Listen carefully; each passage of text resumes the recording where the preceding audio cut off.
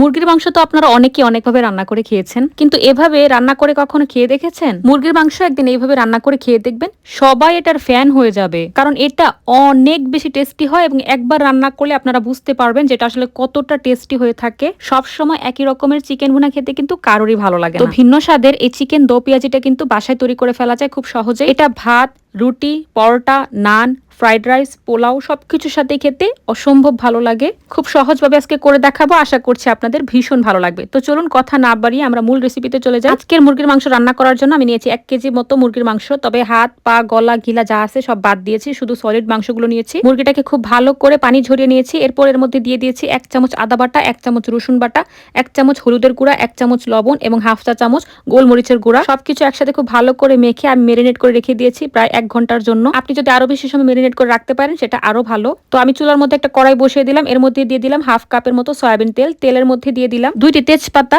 10-12টির মতো কালো গোলমরিচ, 7টি এলাচি ছোট ছোট থেতলানো, দিয়ে দিলাম 6টির মতো লবঙ্গ, 4টি দারচিনি এবং 1 কাপের মতো পেঁয়াজ কুচি। পেঁয়াজটাকে নেড়ে চেড়ে ব্রাউন করে ভেজে নিচ্ছি।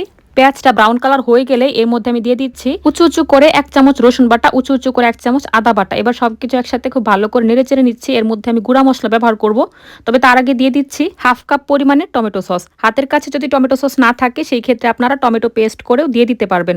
এবার আমি খুব ভালো করে সবকিছু একটু মিশিয়ে নিচ্ছি, প্রায় 2-1 মিনিট এভাবে একটু কষিয়ে নিব। এর মধ্যে এখন আমি গুঁড়া মশলাটা দিয়ে দিচ্ছি 1 চামচ মরিচের গুঁড়া, 1 চামচ হলুদের গুঁড়া, 1 চামচ ধনিয়ার গুঁড়া, 1 চামচ ভাজা জিরার গুঁড়া। সবকিছু একটু নেড়ে চেড়ে নিচ্ছি। তো এর মধ্যে এখন আমি হাতে তৈরি করা একটা গরম মশলা, স্পেশাল গরম মশলার গুঁড়োটা দিয়ে দিব। আপনারা চাইলে যে কোনো ব্র্যান্ডের গুঁড়া মশলা দিতে পারবেন। আমি 1 চামচের মতো দিয়ে দিচ্ছি গরম মশলার গুঁড়া। এবার দিয়ে দিচ্ছি 1 কাপের মতো পানি, দিয়ে আমি নেড়ে চেড়ে একটু কষিয়ে নেব মশলাটাকে খুব ভালো করে। আপনি মশলা যত ভালো করে কষাবেন মশলার টেস্ট ততই ভালো আসবে। তো মশলাটা কষানো হয়ে গেলে এর মধ্যে মেরিনেট করে রাখা মুরগির মাংসটা দিয়ে দিলাম। এর মধ্যে দিয়ে দিচ্ছি প্রায় 3 টেবিল চামচের মতো লেবুর রস। হাতের কাছে যদি আপনাদের টক দই থাকে সেই ক্ষেত্রে গুঁড়া দুধ আর লেবুর রসটা না দিয়ে কিন্তু টক দইটা দিলেও হয়ে যাবে। এখন দিয়ে দিচ্ছি লবণ 1 চামচের মতো, আগেও যেহেতু লবণ অ্যাড করা হয়েছিল এখন 1 চামচের মতো দিয়ে দিলাম। তো সবকিছু একসাথে খুব ভালো করে নেড়ে চেড়ে নিচ্ছি। এটা কিন্তু যেহেতু দুধ ব্যবহার করা হয়েছে নিচের দিকে একটু লেগে যাওয়ার চান্স আছে।